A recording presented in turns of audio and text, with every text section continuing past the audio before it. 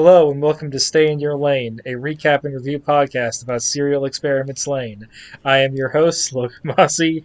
With me is my co-host, Fefner Masamune. Geez, now I'm in the airport. I gotta have a lane transference. This isn't good at all. Oh, and it's snowing. No. Alice, Take two, because the first one didn't record. and Jenner. Did you know that a protocol can be activated as a free action only if it says so on your character sheet? Usually it is a quick action unless it says otherwise on your character sheet. This is factoid about Lancer RPG, which is a game that we're playing. But look, I didn't say the name of the session this time, but I'm still making the same joke and we're recording because over again because Alice's Audacity broke. I'm gay. And today we are covering Layer 09, Protocol. Our opening narration says, if you want to be free of suffering, you should believe in God. Whether or not you believe in Him, God is always by your side. Alright, well, I'm just enjoying this anime. Oh, what's this knocking on the door? Oh, guess what, fuckers? It's Christianity. Fuck you. And They're you here can in your They never, got copies of Watchtower. and you can never ever erase The- your search history from God. This is going on your permanent The- record. I just like the idea of a fucking permanent record is so Christian. Of like, your sins will be carved into your soul. I had The plus side is that in Japan, Watchtower is a manga. no. So it's at least more interesting to read. it's Watchtower in Japan is drawn by the Berserk guy, so it's way cooler. Is the Berserk guy like super Christian and a Jehovah's Witness? No, oh God, I hope not. It doesn't strike me as the type. I was gonna, as I said in the previous recording, and I'll try to make this one shorter. Japan's been trying to pass same-sex marriage as a thing in Japan for a while now, and me and other LGBTQ plus activists and organizers and just general LGBTQ plus people, which I believe everybody in this podcast is, by the way, wink. But I'm only going to speak for myself here. I've been wondering why the hell Japan just doesn't do it, because none of their earlier religious traditions have any form of homophobia in them. Japan's early faiths were like Shinto, Buddhism, Confucianism, a bit of Confucianism, stuff like that, and they really only got introduced to homophobia and things of that nature when they started trading with Europeans, the Dutch, and later after America colonized them after World War II. And basically, Japan became like a child state. Like America became a parent state of Japan for a very long time after World War II. So that's really, it's all like, we don't want to upset America. We want to be like America because America is what it is what I'm being told by the lesbian that fell in love with me in Issei.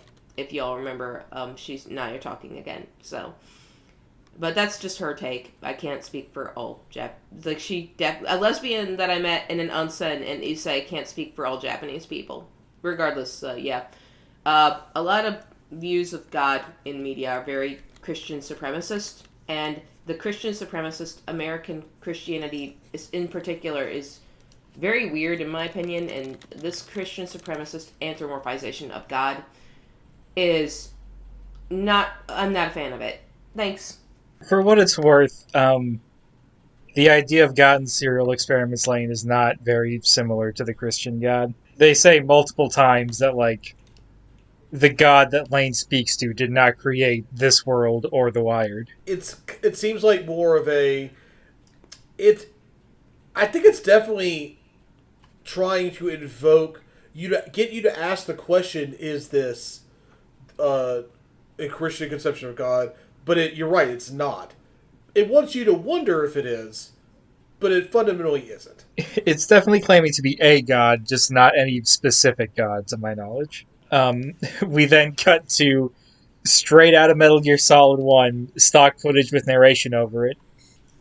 The narration is about the unidentified aircraft crashing in Roswell, New Mexico, which conspiracy theorists like to think is a UFO. Roswell, New Mexico. I eventually started writing down almost everything the narration says because it becomes more important, but this is just rambling about UFO shit. But the narrator says, conjecture has become fact and rumor has become history. And that was the only line I felt had to be written down and repeated verbatim. For me, it was really unnerving to see that Serial Experiments Lain predicted the way in which misinformation, disinformation, propaganda, lies, and conspiracy theories would kind of take over uh, the news and the media, and like the QAnon would kind of become a thing. Except it really did become a thing, not kind of at all. That Serial Experiments Lain kind of called, not kind of, really called this that it would turn into the shitstorm that it has now is a bit like unnerving. Conspiracy theories existed before the internet. It wouldn't have been very hard to predict how it would change if you were pretty knowledgeable of the internet at the time. Yeah, the interesting idea is like how we talk about how the pre-existing structure of cults and things of that nature, but mostly cults. It was something we talked about in psychology and sociology courses that I was in at the time. How those would function in a virtual world, like how quickly they would change in a virtual world, because like conspiracy theories and things of that nature are very much culty. So the idea that you could form a cult on the internet and be a cult leader on the internet was something that psychologists and sociologists and anthropologists and people of those kind of social science backgrounds were very interested in and curious about in the during the dot-com bubble, and there was a lot of money going into that to research it, and it was very interesting. But yeah, you can, but it's me, Jenner, it's the year 2021, and you can, in fact, start a cult on the internet, and it grow it way huger because of the extensive lengthy, like, connectivity of the internet to reach a way broader audience. You can successfully do it, and you call it the Republican Party. But The stock footage ends, and we cut to Lain just completely spaced out in her room. We haven't seen her like this in a while. Spaced, I get it. She's got a Kigu. I wish I had that Kigu. I wanted to talk about the Kigu. I also wanted to You want to talk mention- about the Kigu every time we see it. Yeah, I'm going to mention it again. I don't know if I've said this before, so you can cut it off. I have.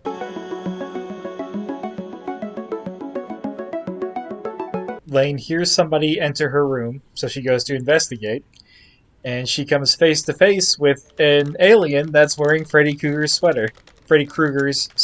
Alright, Lain, be careful. It looks like you have a good hit chance, but trust me, you'll miss. We've heard several people talk about this alien, even as early as the second episode, I think. There's somebody talking about an alien a small creature about the size of a child in a sweater that was watching them as they slept. In episode 8, I think, just the last episode, Rumors, there was somebody talking about a small creature that watches people from their bedroom doors. And now we're face to face with it. Lain doesn't really react, but I fucking hate this alien. It scares the shit out of me, and I hate it.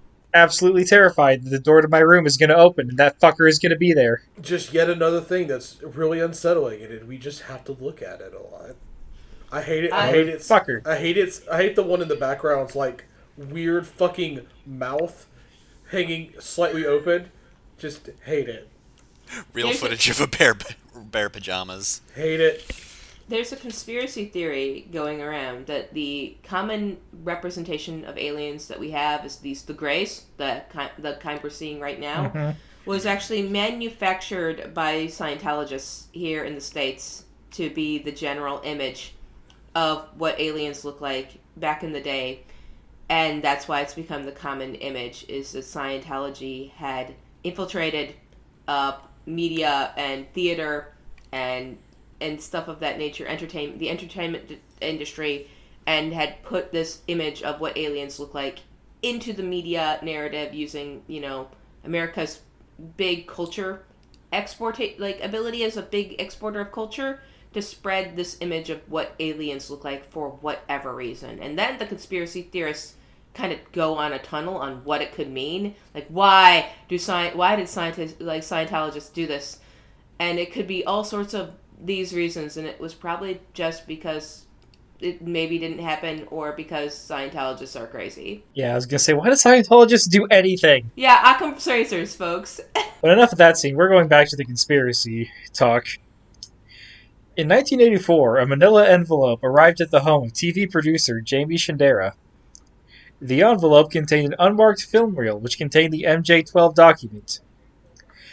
The head of the CIA was at the top of this list of 12 members who had formed an alliance with aliens and answered only to the president. Harry Truman's signature, who was president at the time, is believed to have been faked on this document.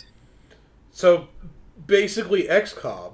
Yeah. Nice. I didn't. Well, no, because glad this is a diplomatic mission with the aliens. We are trying to befriend them, not shoot them in the back of the head. But that We is wanna- diplomacy. We wanna fuck them. This is the monster fucker AU. This is the thing that frustrates me is like people who write sci-fi so often they're fucking cowards. We'd fuck them. We wouldn't go to war with them. Too many of us want to fuck them. We probably would try. Yes, unfortunately, we would. I have in my hand a list of people across the country who are known members of the Monster Fucker Party. Card-carrying members. That should be if you do that should be a cold open. I'm just saying. I'm sorry.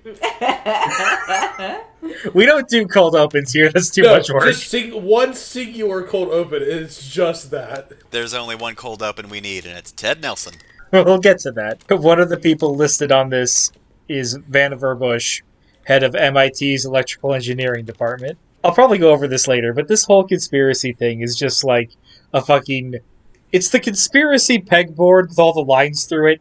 It's just somebody talking you through their pegboard without showing you the actual pegboard. Because, like, out of this whole thing, the only important part of it is that Vannevar Bush's name is mentioned. We then cut back to Lane's room. She goes online and sees a bunch of people made up entirely of static except for one single body part on each person. And it's different on pretty much every person. Lain asks, how could I turn something that did happen into something that didn't happen? One of the people there recognizes her. She is surprised because she doesn't recognize him. She says, you know me, but I don't know you. The man says the flow of information doesn't always go both ways. Since the moment of the wired's creation, you have always been here. Lain responds, that's not me. I think a third person says, how long have we been here then? We could not have been here since the beginning. Then the second person says that doesn't matter. If a being is remembered, that proves that it's a part of a record. Then a fourth person says that's absurd. How old do you think Lain is? She's just a child. And then Lain shouts, I'm done talking about myself, and then everyone goes away. This is what happens when you're Twitter famous and try to be a part of any other conversation. Mm-hmm. Stop talking about me, let's talk about the other thing. And then everyone goes away. It's very much I think we joked about this. It's like we joked about this in Lancer, where it is you're trying to have a discussion here, but then people pounce on you about whatever it is you said or something completely unrelated because there's rumors going around that you are a bad person or whatever. So you say some spicy take, and then the thread just dies because that's all they want to talk about. Paparazzi sucks, and war crimes are bad. And we then get another scene of stock footage. And, God, all of these just make me think so hard of Metal Gear Solid Codec conversations. Yeah. Snake, the Memex memory expansion concept unveiled by Vannevar Bush in 1945, was a system whereby information recorded on a microfilm could be projected onto a translucent screen. What he envisioned was the compression and rapid access of information. Even before the advent of computers, Bush had already created the basis for our current multimedia while he led the Manhattan atom bomb experiments. But that's impossible. He couldn't have done all that. Atom bomb. Somebody get Christopher Randolph to read all this narration and just put Snake at the beginning of it. Gosh, we should just get we can spend money to get the voice actor who voiced Solid Snake, whose name I can't remember right now. I'm so sorry. David Hayter. Yeah, to say whatever, and it's been going really well. I'm blanking on Kazuhiro Miller's voice actor, which I shouldn't because I know a lot of his. Robin Atkin Downs. I know he is on Cameo or whatever it's called, but he doesn't really do the codec conversations. We then cut to Siberia.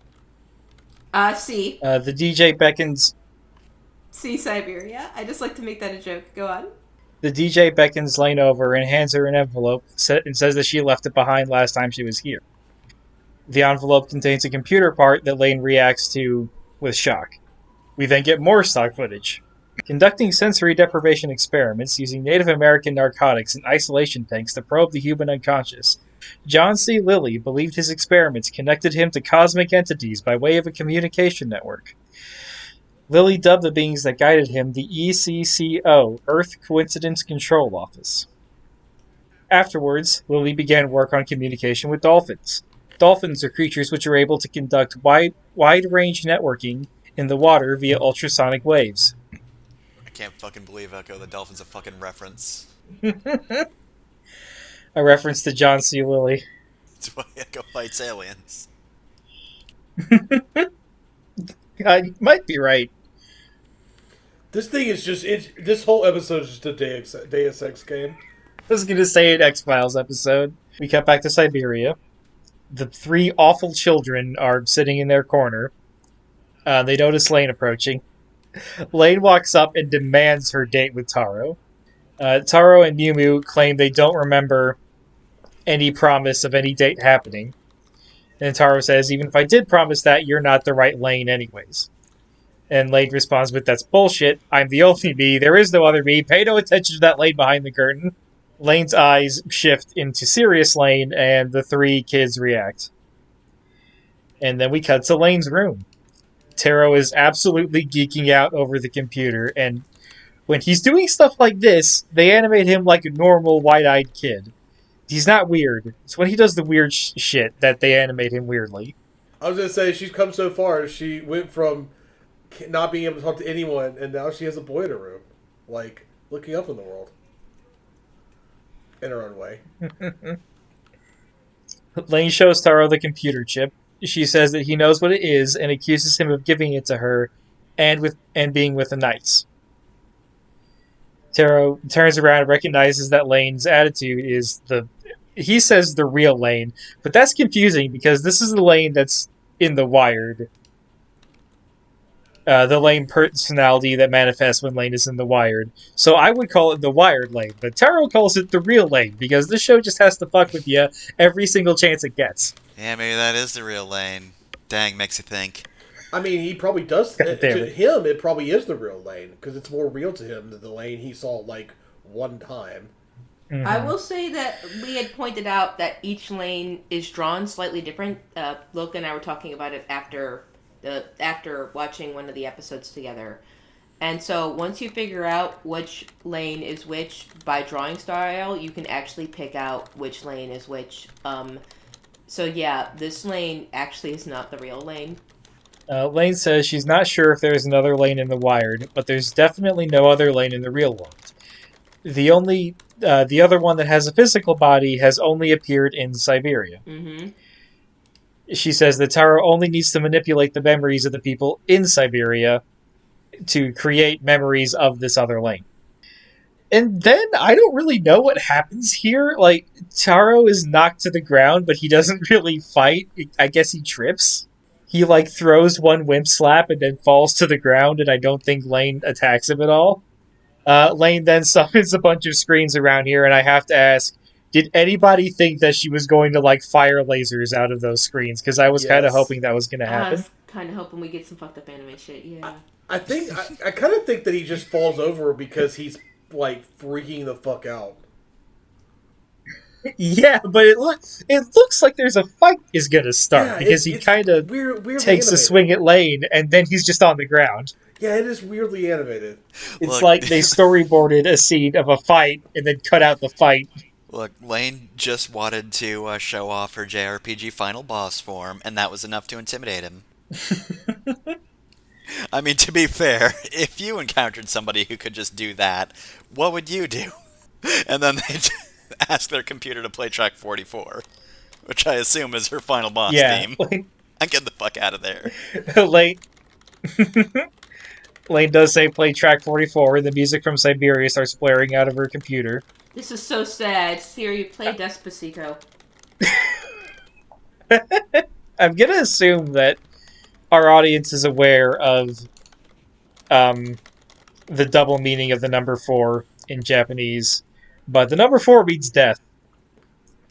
There is a way of pronouncing the number 4 that is pronounced the same as the word for death. So I don't know. I would assume that 44 would not be just pronounced like death, but it might. And Everything about this is just screaming that Lain is going to kill Taro in her room. We've already missed our chance for lasers, but she could still just strangle the fuck out of him. I mean, don't count lasers just yet. We then cut to the living room. Yasuo and Lane's mom are sitting on the couch. Yasuo says it's almost over. And Mom says that means that while they still can, they should, and then stops as they start making out. See, this is actually just extremely from their point of view. Lain is actually killing Taro with lasers, but, since we're at the POV of Lane's parents, they don't care, so we don't hear it. If you turn the volume up, you can hear Taro screaming in the background. God, Taro sucks. He is the worst. But the camera zooms out from the living room, and we see in the hallway Mika is there, and she starts imitating a dial-up tone. And as I'm sure is obvious by this point, Mika's only point in the story is to just make you feel uncomfortable. Whenever Mika is not on screen, you should be thankful that Mika is not on screen, because you're just going to be sad while she's on screen. This whole scene is like some Samuel Beckett shit. This is like some in-game shit. Mika, stay right there. I'm on my way. I didn't want to make jokes about it, because it is one of those scenes that just fucks everybody up when they watch it in Lain. It's one of the most, I don't want to say iconic, because I feel like that's putting it on a pedestal. It's one of the most traumatizing scenes in Lain. And people walk away with memories of Mika putting her hand up to her face and going beep, beep, beep. We then come back to Lane's room, which now looks like Siberia, as Lain is slowly walking up to Taro, who is on the ground. And I just have written, this is the last thing you see before you die. Lain then tells the music to stop, and it goes back to looking like her room. Taro says that he wasn't the one that was doing it, but he knew that the data coming into JJ's place had this kind of effect. Lain then pulls out the computer chip and says, if I installed this chip, what would have happened to me? Would I have killed myself? Gone insane? And Taro says, I don't know. There's no way a kid like me could know or be a formal member of the Knights. And then Lain shoves the piece into Taro's mouth, and he immediately says, it's a non-volatile memory. It overwrites existing memories. His face is just uncomfortably huge in this shot. It's got to accommodate the computer chip. It takes up basically the entire frame. Taro says he doesn't know what kind of memories are on that chip, or what memories they were planning to erase from Lain. He also says the Knights aren't just ordinary crackers, Lain. And I just have to comment, Taro, you can't say that. What does that even mean? How do you mean that? So, in the 90s, to my understanding, there is a big thing about distinguishing hackers from crackers. Oh, it means cracker, as in cracking. Okay, I get it. I'm just like, they're just not normal saltines, Lain. And I'm like, do you mean this because they're like the Knights aren't just ordinary hockeys, Lain? People, or like, are you saying they're just like not like random saltines? They're the kind that are salty on both sides. And I'm like, what the fuck? We're talking the real multi-grain shit. We're talking. Some of them are Triscuits, even. Dang. They're not playing around. He also says the Knights are fighting to make the only truth there is into a reality. Taro doesn't know what that truth is, though. He says the truth has power because it's the truth, and therefore it is just. And then Lain thanks Taro for answering her questions, which, he didn't do that out of the kindness of his heart, Lain. He did that because you threatened him. Lain, and then he don't kisses you know her. The loser is the evil one? I hate this trope. I went off on it. I already said I was going to calm down, though. But this trope fucking sucks. Consent is hot and sexy, and non-consent is not hot or sexy at all. Whether or not Lain dislikes that happening, she obviously wasn't prepared for it, and she obviously was not interested in it happening beforehand. Mm-hmm. It's a little uncomfortable. And in case this scene wasn't gross enough, she has his gum in her mouth afterwards. Okay, that does make me laugh, actually. It's terrible, but the gum thing just does make me chuckle. That's just so fucking weird. I don't know how much I want to go off on this scene, because I don't think that I'm in the best place to explain it, but to me, because Taro is like an 8, possibly even younger kid, this just reeks of like, you can't just expect kids to be good on their own, you have to teach them to be good. Because I don't think anybody told Taro he has to act like this, but he was left to his own devices. He goes to the club by himself. And he's got it in his head that he thinks this is how he's supposed to act. It's like he's been listening. And if he had, "Go shorty, it's your birthday, we're gonna party like it's your birthday," and he's just like high on that idea that he could just sip Bacardi like it's his birthday and not fucking care if it's not Shorty's birthday, and he's just gonna ignore all consent rules.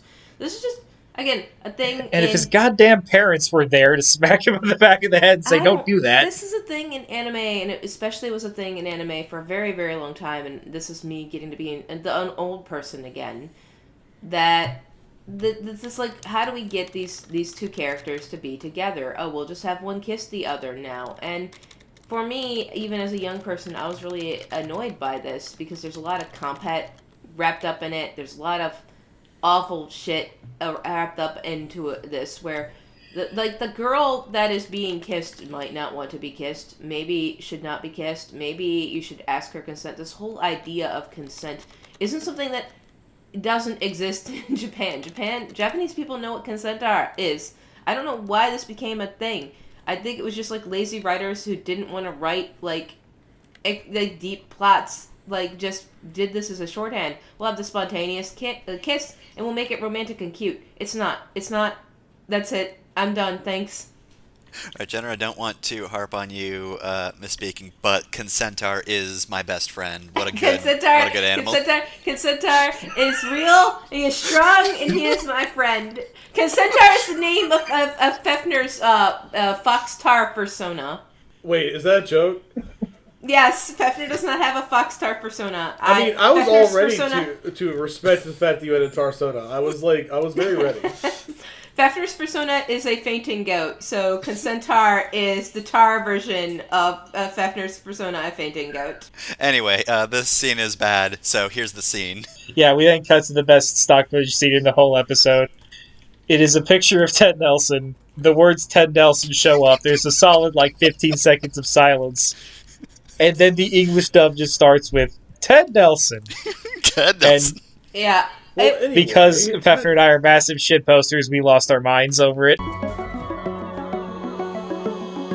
Ted Nelson.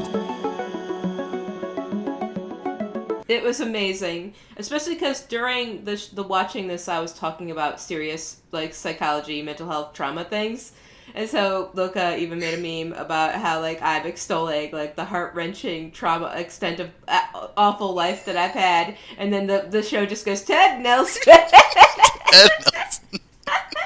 Yeah, I can go back up. Yeah, Jenner goes into depth on all the depressing and serious themes of Experiments Lain. Me makes a YouTube video that's just Ted Nelson followed by a minute of music from the show.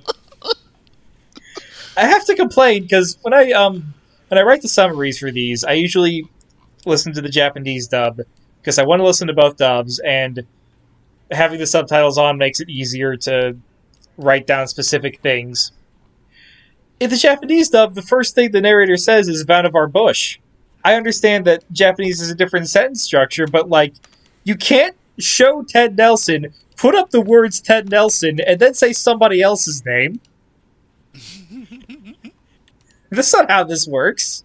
Anyways, Ted Nelson, despite my desire to make him into just a shitpost non sequitur meme, is a real person who studied under Vannevar Bush and John C. Lilly. He proposed a giant electronic library in satellites in stationary orbit which could be used at any terminal on Earth via radio or telephone lines. He called this concept that would make this database Xanadu, which is named after the Mongolian utopia where all written cultures would never be lost. It was the concept of hypertext that would make it real, and Ted Nelson's name would go down in history as its originator. We then cut back to Lain's room. Lain uses her computer. She navigates with her voice instead of the mouse and keyboard. She appears to access her memory of the Men in Black introducing her to her family for the first time. She is outside of her house. The Men in Black Not Carl. I don't think he has a name. The one that's not Carl, the short one. I don't think he has a name either. Yeah. It gently shoves Lain into her own house, and we get to see her meet her dad, her mom, and her sister. And this is just one of those sticking points of like, if this is a fake family that Lain doesn't actually have, why is Mika there? Because Mika doesn't seem to be in on it. She might be So a hostage. who the hell is Mika? She might be... For who? I don't know. I think maybe like Lain is taking Mika hostage to get power over Lain. I kind of read this as not actually happening, and more like this is something happening in Lane's mind. Like Lane's imagination is grappling with the fact that she is asking the question, then who are they? If this is me, and I am starting to understand myself, she's realizing I don't actually understand my family, the people who I physically live next to. What, like, it's the problem of other minds, basically. And this is her inside of her own head trying to figure it out. Maybe, like, she feels it's not something that actually happened. At this point, it feels like, to her emotionally, it's as if she just got dumped on this family and she is a stranger to them.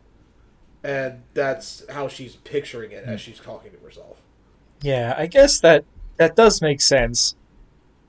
I'm always hesitant to accept, like, oh, this scene was just all in their head stuff. Yeah. Because, like, in every other work of fiction, it's a cop-out, but in this, it makes perfect sense. But I still just I'd only instinctively turn away from it, so I don't consider it. Yeah, I only say that specifically because Lain has shown Lain spends a lot of time on the visualizing stuff that she experiences on the internet, and I think that some of the things that we have seen where she is directly involved, they're done in a similar style, a detached surrealist, like hyper surrealist kind of thing. And sometimes I feel like whenever the animation gets weird, I kind of assume to some degree we are seeing this through Lane's POV, even if it's actually happening. In the flashback, as Yasuo takes Lain to her room for the first time, present Lain turns around to see past Lain in the doorway. Lain asks her past self who her family is. Past Lain says, I'm you, so I don't know either.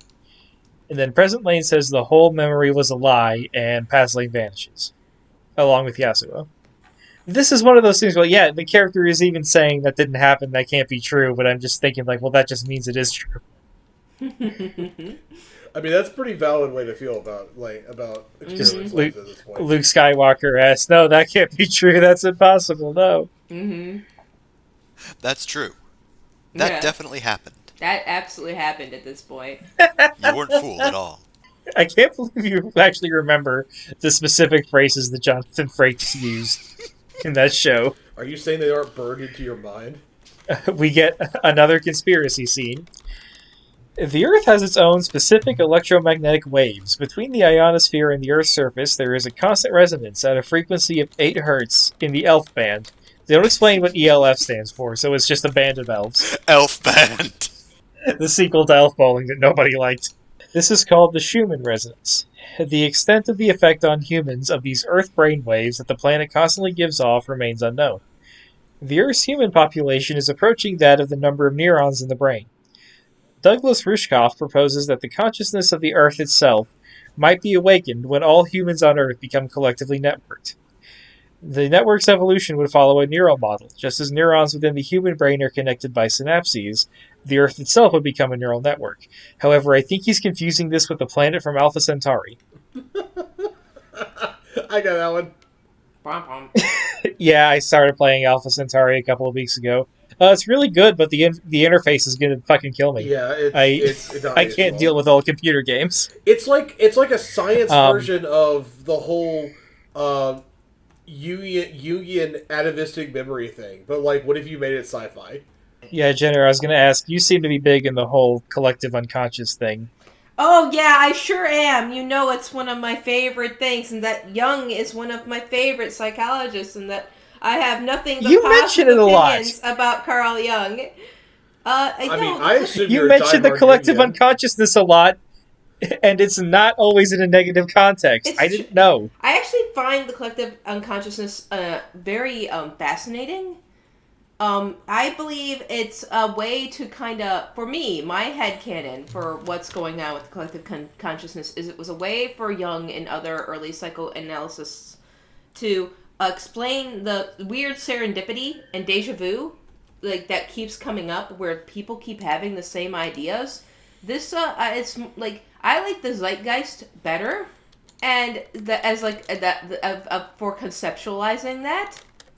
But yeah, it is. It's very much, in my opinion, trying to reconcile that. Where like, wow, these really strange coincidences, and these people just like who have no understanding of each other keep making these ideas, and there is, in fact, no way that they could have stolen the idea from one another because they had absolutely zero interaction with each other, have never seen each other, didn't even like their browsing addresses. Just it's not like it's obscene. Like how did they come up with the same idea?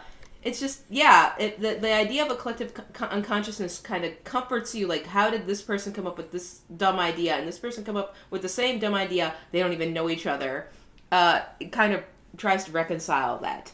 I do think it's a fascinating idea that we have, like, a kind of primal, like, ancient, stored ancestral memory that is really cool, but probably not true. I don't know, personally, I think the unenlightened masses, they can't make the judgment Yeah. call. Thank you. Give up free will forever, etc., etc. Your voices won't be heard at all. Display obedience while But never we're stepping out of line. I listen to the MGRF soundtrack too damn much. I know all the lines. We then cut to Lain on the street. She says there is only one truth, God, and God responds, yes, me. Casual conversation with God. Masumi Eri, chief researcher at Tachibana General Labs, further developed the hypothesis of a worldwide neural network. His hypothesis proposed a wireless network whereby all humanity would be plugged in at an unconscious level without the need for any device. Fucking get on the Wi-Fi with your brain. Furthermore, he encoded the Schumann resonance factor and inserted it into the 7th gen wired protocol on his own initiative. Upon discovering this, Tachibana General Labs dismissed Eri. 1 week later, Masumi Eri's body was found on the Yamanote train line. So, up to this point, like it's all coded in conspiracy bullshit, but the narrator's been talking about people that really exist. So I do just want to take the moment to clarify, Masumi Eri is not a real person. He's a character in this show. I was prepared to believe he's real. I was just trying to figure out how he got laughed out of academia. They got you with a two truths and a lie. Literally, yeah, literally John betrayed me. Oh, you haven't talked about the best part. Which is, what? The guy at the end, Shishomaru, is in this anime. Who is Shishomaru? You'll have to remind me. Oh my... okay, the guy at the end of this episode... I'm sorry, I said Shishomaru, and because I've been talking about Inuyasha today. I'm sorry. I meant... Oh my god, I just blanked on his name. He's the green-haired guy from Utena. I'm dying. I'm literally gonna go to hell. Shit. Sayoji? Sayoji! Yeah, that's gonna be my message. Don't laugh at me. I haven't watched Utena in a long time. Don't worry, we won't. I also want to forget Sayoji. We don't. I'm just baffled that you're describing this guy as Sayoji. He looks like Sayoji. He's got green hair. He makes me uncomfortable. He looks like he's way more badass than he actually probably is. It looks green on my screen. I gotta check. This is black hair. If it's a green, it's a very dark green. I'm not joking with you right now. It looks like a really dark green on my screen. That's okay. really weird. Anyway. Don't worry, we won't tell Imagine Me and we're fine. I'm never gonna live. Oh wait, I've got the wrong episode. Let me pull up the actual episode we're covering. I'm the worst. Check the hair color in that. I'm never gonna live. It's way darker than Sayoji's. Yeah, I'm not. I wouldn't call this green. It wouldn't be my first guess, but I can see it. Extremely earthy green. Yes, the episode ends with Lain coming face to face with Masumi Eri, the god of the wired. It's true. Whomst among us This has is one not of the seen weirder it? things about this show is that like the main villain does not pop up until the end of episode 9 in a 13 episode anime. He does talk to Lain a lot more frequently than I realized when I first watched this. He's still a presence. Yeah, he has a presence, but even then, that's not till. Well, I mean, mentions of God start up in episode 1, but like he doesn't start talking till what, like episode 6, 7? Episode 4 or 5. Okay, a little earlier than that. So that's later than you would expect, but still kind of early. All right, well, I guess since Jenner's ordering food, this is the perfect time to steal her bit in the episode where it's not relevant at all, but because the character isn't here. But hey, Alice, what you think about Alice? Well, I think that we've had a dearth of Alice-related content recently, and frankly, that upsets me. Alice is the best character in Serial Experiments Alice. She is the titular character, and the fact that it's she's true. not in any of these scenes is frankly appalling. We have a bunch of Kojima shit, but they couldn't be bothered to put Alice in there, like the background. Like she could even be like a, I don't know, like a Codex buddy. Come on. If she could, she could just be Otacon. Alice crawling out of the crash at Roswell, New Mexico. Okay, real talk. Imagine how creepy it would have been if Alice had been reading all the conspiracy shit, and she just Otacons the hell out of this episode. God, it would have been so much better. It's just so much better. Lane, have you heard of the Lale Lulelo? Look, Lain just wants to free us from the Patriots. The Lale Lulelo. The last episode of Serial Experiments Lain, she gets 2 swords, Democrat and Republican, and fights Alice on top of like a building, like on top of a destroyed like air fortress in New York. We'll all be the sons of liberty. I don't know what you're talking about, Lain. What the hell? Nanomachines. This is getting deleted, but I'm just saying that the the peak Lain performance is Lain doing the entirety of Senator Armstrong's like everything, but it's just Lain, and that's it. Nothing else has changed. It's just Lain like punching holes in walls, being like and nanomachines, Playing college ball, you know. I mean, Metal Gear Rising is on PC. Somebody mod that. Somebody mod Lane over. I would play the Armstrong. entirety of a Metal Gear Solid game if Lain was in it as Senator Armstrong, but her model is just a little girl. Like, they don't even change. They don't change any of the cutscenes. They just like the camera's just set above where her head is, so she's like in the bottom of the screen. Like, her voice is the same. She just fucking kicks Taro out of her room, and then there's a crowd cheering as he goes over the goalpost. Please. Oh god. Lane, 200% mad. The guy with the gun in the club, she just punches him so hard that the gun explodes. The gun explodes, the bullets go everywhere, and they just happen to make this like shape of an American flag. Because Kojima just takes over completely. He inhabits the bodies of those who make this show temporarily. Because this is how he works. Well, Kojima didn't really have any involvement in MGR, which is why it is one of the better written ones. Well, this is an extremely specific joke, but boy, I can't wait for Alice to defeat Lane, and then life will just resume around her, and then she'll pull out her dog tags, and they'll just say, "Suck my dick!"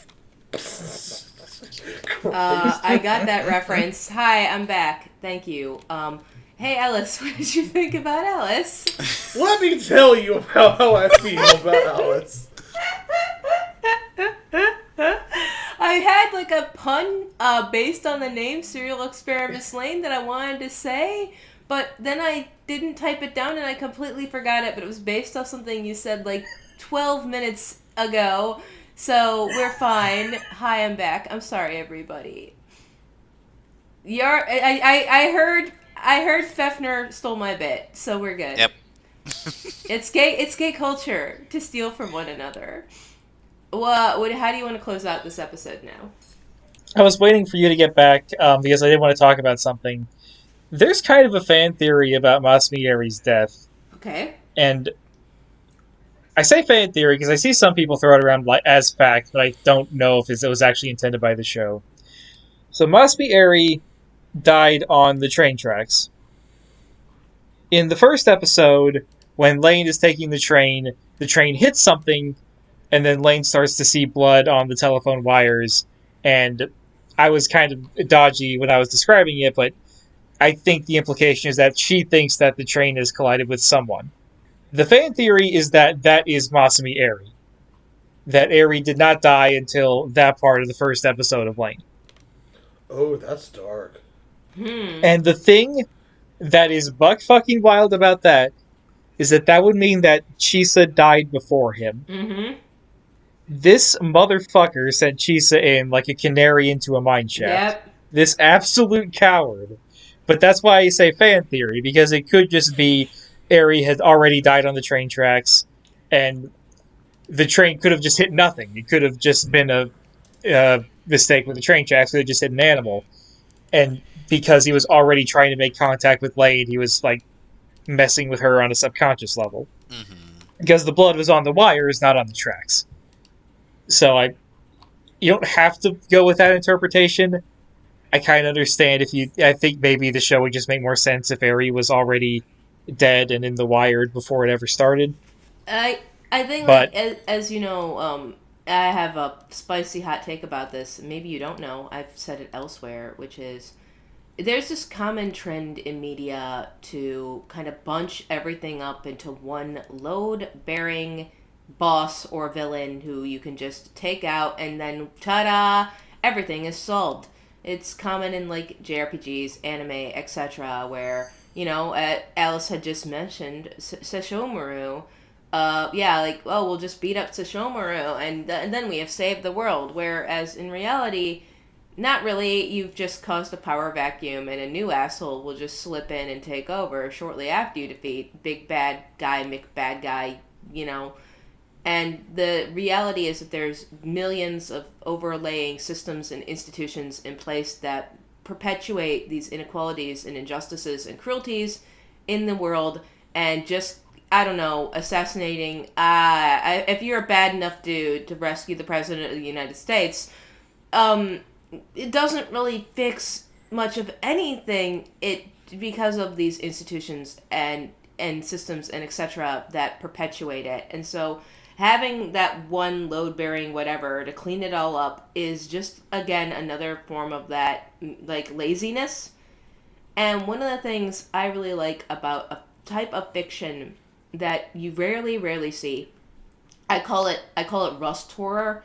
Cthulhian mythos, Lovecraftian horror is actually derived off of rust horror, was inspired by rust horror. Edgar Allan Poe wrote a lot of rust horror adjacent things. It's the kind of shit that really unnerves you, that is very realistic about that. Think of Deadly Premonition is very much like this, where you've defeated the quote-unquote big bad, but the evil is still there. You've just temporarily weakened it. Think Darkest Dungeon. You go through the darkest... Spoilers for the game Darkest Dungeon. Don't play it. It's existential, and it's hopeless, and it's a cycle. You build up this group of people, and then you get them strong enough and hopefully not all die, and can beat the final boss of the game, who is your own ancestor, only to discover that you've only prolonged the inevitable, and now you have been consumed and have become the ancestor and sent out the message which will repeat the process over and over and over again. That is actually rust horror initially, that then got woven into Lovecraftian horror. This idea that there is this deeper evil that you can never rout, like a cancer that consumes you, like rust. But yeah, so with this, the comfort of this dude being there all along and, aha, we finally found it, we found the problem, is just the comfort. There's bigger, more. We've got the Knights in play. We've got all this other shit in play. There's a million other factors and systems and institutions going on here, and just getting rid of this asshole, if you can even get rid of this asshole, or blaming it all on this asshole, doesn't solve anything. The problem is the systems and the institutions and the rot itself. Well, I actually thought that Lain was doing a good job of addressing all that. Yeah, and Lain is doing a good job of being realistic about that by making this so. Could it be? Should it be?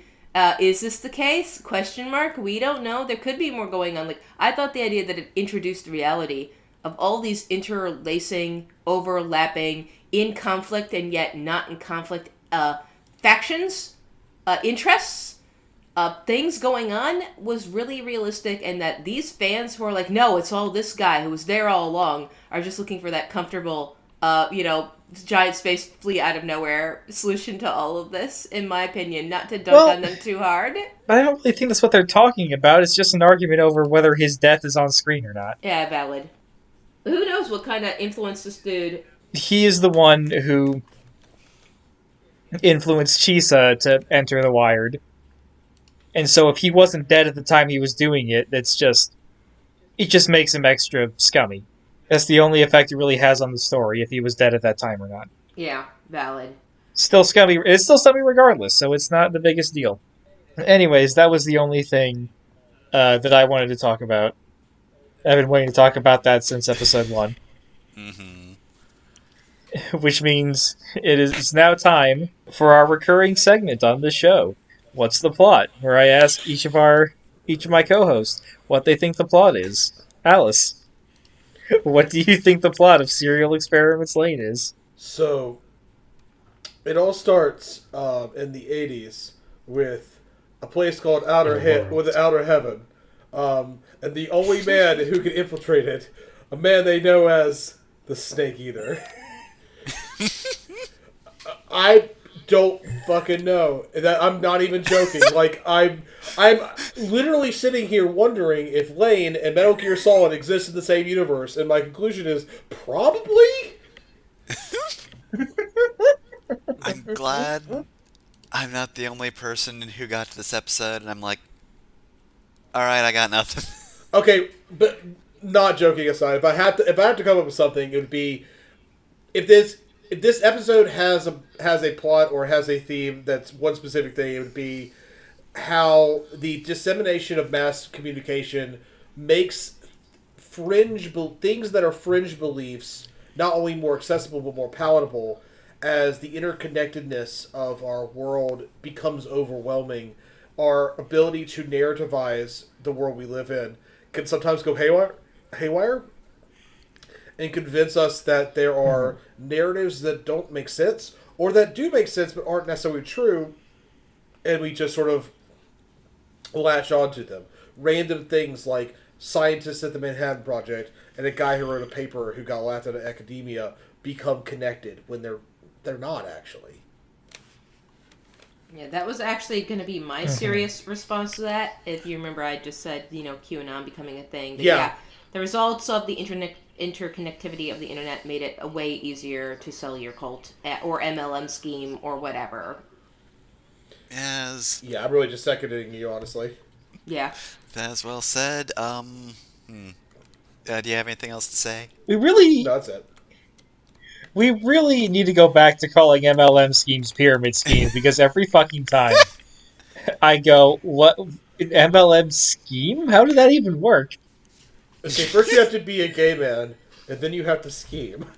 Yeah, I mean, you can see an MLM scheme in action if you watch or listen to our Henshin, a Sentai RPG campaign where my character Han and I, the player of my character Han, are running an MLM scheme right now. I think the MLM scam is Supernatural making Destiel canon. I like this. If that's still going to be relevant whenever we post this. Gosh, it better be. I can't believe Supernatural has been going on for so fucking long. Oh my god. It's over. Not anymore. I mean, yeah, but it went on for so fucking long. Alright, this MLM shit ain't nothing. Alright, we're gonna turn this whole thing upside down. Oh no, it's a WLW scheme now. No! If you want to get in on a WLW scam, please listen to and or watch our Let's Play of Lancer RPG, where basically every player character is a woman and is gay, except Jeff's player character, who is a man and is straight, and they are the one load-bearing straight person in the entire campaign. Ish. You can be ace and straight though. It's the thing. Yeah, it's not ace. Yeah. Gender is ace and bi. Yeah, I'm ace and pan. So yeah. Pan, sorry. Scott. Bi and pan, but yeah, I identify as both just to cover all I wanted to angles. say bi so I could say you're ace. I was gonna say you're ace, bi, cis, or ABC. Yeah, I am ace, bi, and cis. Bryn's just gotten more and more ace over time. Yeah, it's true. Would I have your fiance the second time? Nah, probably not. Yeah. Anyway, I guess the only thing I can really add is like a character perspective. This feels like sort of the, I don't want to say end point for Lain, but like she's been doing so much research these past few episodes and looking into whatever she can find. It probably started, out of curiosity and then sort of moved into, hey, what's the Knight's deal? But I feel at this point in this episode, it's just gotten completely incomprehensible. She's just going over through all of these, conspiracy theories and just, as everybody else said, just connecting dots that may or may not actually be connected. It's Lain is. I want to Photoshop Lain into the pegboard meme. Put Lain there instead. And I'm trying to scrub through the episode. There's just one of the shots where Lain just looks so out of it, just looking at her computer screen. I think at that point she's just saying click and muttering various computer things. Yeah, she's just browsing. Yeah, there's a lot of introspection into mental health and mental illness in this series, and a really accurate portrayals of what that mental illness or personality disorder is like in this show. And yeah, disassociating is what's going on, what is being portrayed there. Lane's disassociated for this whole thing, but yeah, we don't usually see her actively in a state of disassociating. And the earlier episodes, she was just sort of doing her thing, and then everybody disappeared or moved away or became silent. But yeah, here she's just right in it. Yeah, we normally go with Lain when she dissociates. This would be the first time we were outside of Lane's head as she dissociated. Mm-hmm. I thought that she just set up her computer to use voice commands. I mean, it can be both. Siri, this is so sad. Play Despacito. The same joke twice, folks. We did it. Yeah, she uses voice commands earlier in the episode. So when she was just saying click, click, click, I thought she was just clicking her mouse. Mm-hmm. I mean, yeah, that can be it. But the way she does it is also just she is gone. But yeah, and then the episode just ends with the manifestation of this scientist who is God. Mm-hmm. So I don't know what that means yet, but hey, you just disassociate so hard and lose focus and just lose yourself in this sea of data and knowledge. And then, hey, there you go. It's the final boss. There he is, standing right there. Yeah, we've kind of lost this thread, but remember, I'm not asking about the plot of the episode. I'm asking about the plot of the show. Oh, well, then Lain is God. Lain's becoming... Lain is going to have to fight the demiurge to ascend to true godhood of the internet. I remain unshaken. We found him. We found the demiurge. It's this uncomfortably tall man. The demiurge is Bargain Bin Seoji. Yeah, I mean that is the plot of the anime. Lane's just slowly gone mad. She is the internet, therefore she just has all of the internet in her. Here's my joke: is that Serial Experiments Lain is still a slice of life anime, but is also actually has this entire time been exploring what happens to you as you get pipelined into becoming more and more extremely online. You become like me. This is warning you against the dangers of becoming extremely online, where you say things like "lamau" and "lol" in real life, and you short speak that is so old that Alice doesn't know what it means. You expect people to know who Bean Dad is. Yeah. Whoops among us has not known Pete Dad. I'm not on Twitter anymore. When I had you- to have it explained secondhand to when me. you But you reference do know. Yeah, when you reference memes in real life and like in conversation, and just expect people to also understand what you're saying. When you see something in real life and you point it out and say, "Is this lost?" because it looks like lost, and the person sitting next to you says, "What's lost?" That's me. That is your future. Because you become increasingly when you can't not see, like, I don't, when you see a tunnel and say no ring, the moment you see a tunnel, that is extremely online. When you know what Grover House is. When you get a million of these fucking references, when you become incomprehensible to regular people, as you become more and more connected to this virtual life and completely you're speaking in a language and like have a culture completely like unique to the world in general, because it's a completely manufactured artificial culture. You just become like this isolated, like, cosmic horror floating in space talking about fucking rare pepes or whatever, except no, that's tunneling you into white nationalism. It's just like, fucking hell. Don't become me. Yeah, the phrase is, a chain is only as strong as its weakest link. Well, Lain is the collective consciousness, and therefore she is as sane as the most deranged conspiracy theory. Ah, jeez. The Earth is flat was like a right, joke, but- but then people really started to believe it. And like the thing about the internet, how Pipeline's you is like it takes that irony and sarcasm and it 180s it into complete sincerity. Like suddenly people start doing it unironically, and that's how you get pipelined into white nationalism and shit like that. Is they start out with these cute, ironic jokes about whatever, and the next thing you know, you believe that Biden is actually Trump's body double that he's puppeting from inside of him like he's some sort of robot, and Trump is still president. It's like, it's ridiculous. All right, I think that wraps it up for this week. Next week we will cover Layer 10. Yep. Goodbye, everyone. Bye, everybody. See ya. Goodbye!